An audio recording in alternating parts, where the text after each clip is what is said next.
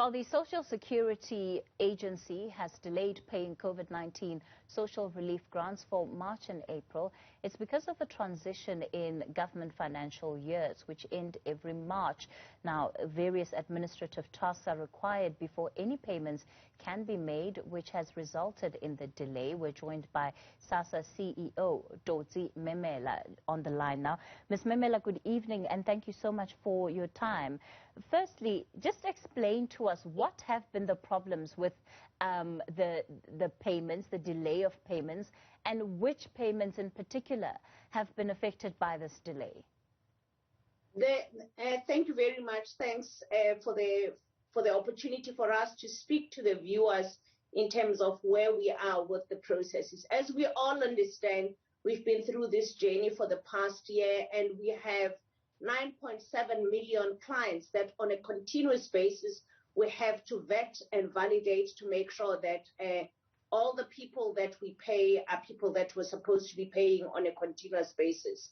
The delay, particularly for the month of March, has been as a result of the fact that after having validated the clients for the month of February, we had to do it again for the month of March. And at the time when we were also supposed to be paying our normal grants, which is the grants to the 11.3 million clients, and with the cutoff being the end of February, and end of February being the end of the year, and when we now have to roll over and pay the clients for it, the payments for April are being paid now in April, but the payments for March are payments that are actually sitting in the previous year, and we therefore need to get authority for us to make those payments, failing which we will be found to have done irregular payments. So we're working together with DSD, together with the National Treasury, so that we can be enabled and allowed to make those payments, which would be the payments to about 5.9 million people that we pay on a continuous basis. But the ones for April are not an issue. We're making those payments, but the delay is more for the March payments that we have not done.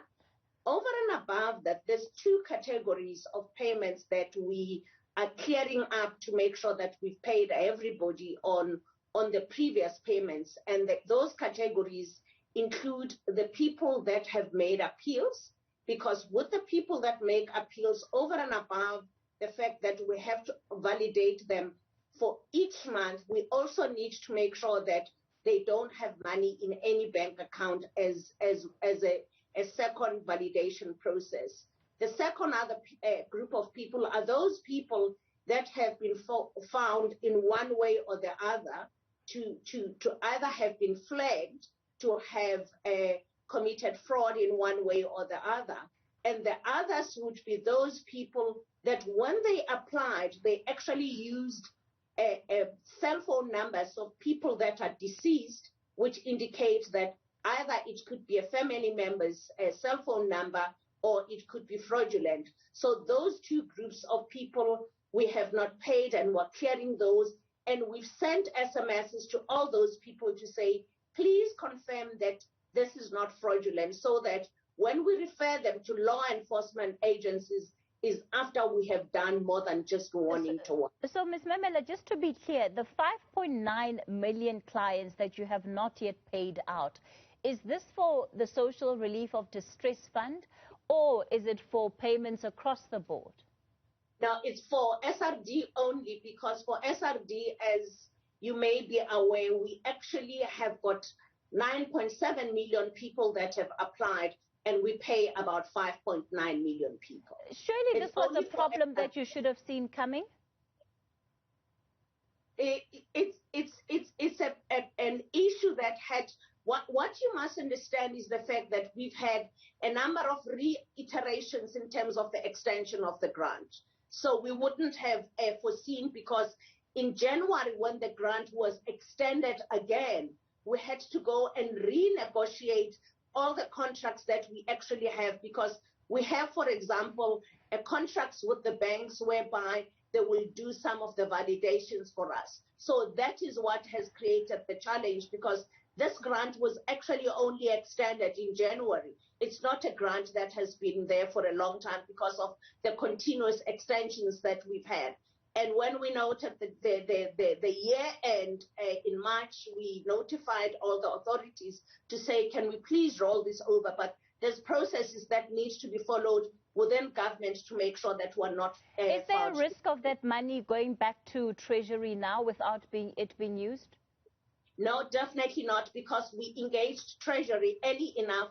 Hence, we're going through the process of making sure that we can actually utilize the funds. One of the issues that has also been of concern are the kind of services that you are rendering to clients in the Western Cape, and in particular over the temporary disability grant.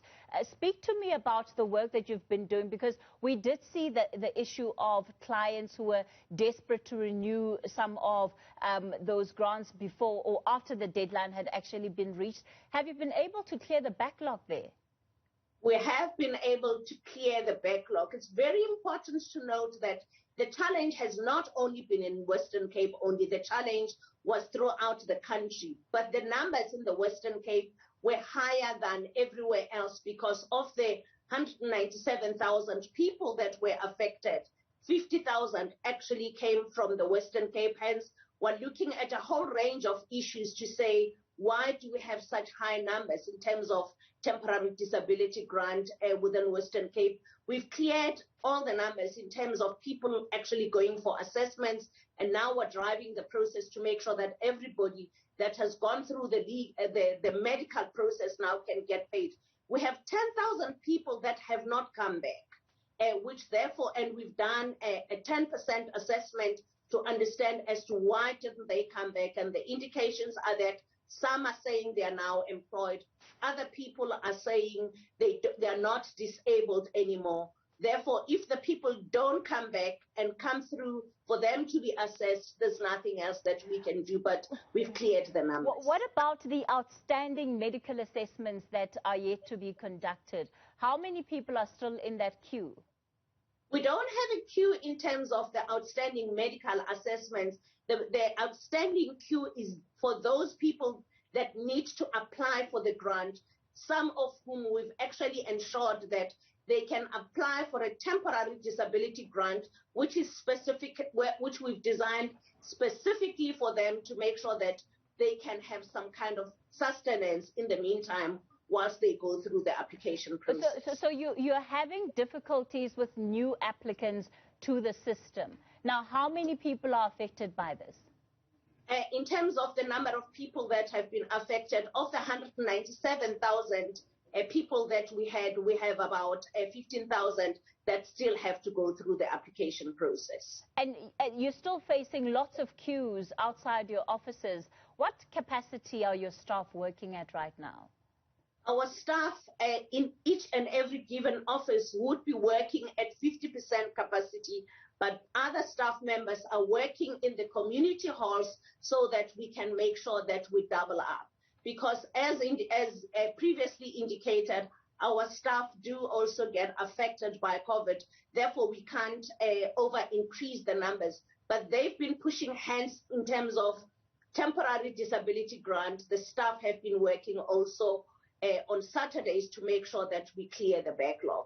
And I really want to appreciate the support that we've received even from organized labor in terms of ensuring that we get support to help communities in terms of clearing this backlog. Why does it seem that there's very poor communication between your agency and your clients, whether it's people that have been approved for the Social Relief of Distress Fund and haven't received it? I'm getting complaints from people who say you've approved them all the way back in November and haven't yet paid out those monies, and yet there's no communication, and they struggle to get help when they contact your offices or even your call centers.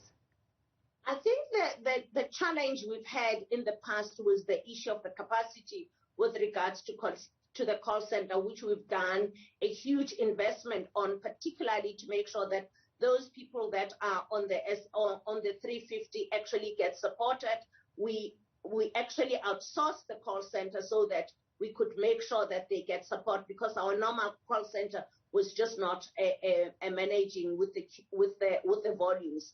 We've done a lot of work in terms of making sure that communication in relation to going to the different platforms is done on a continuous basis. The other challenge that we have is that in many instances, our clients don't use the same number.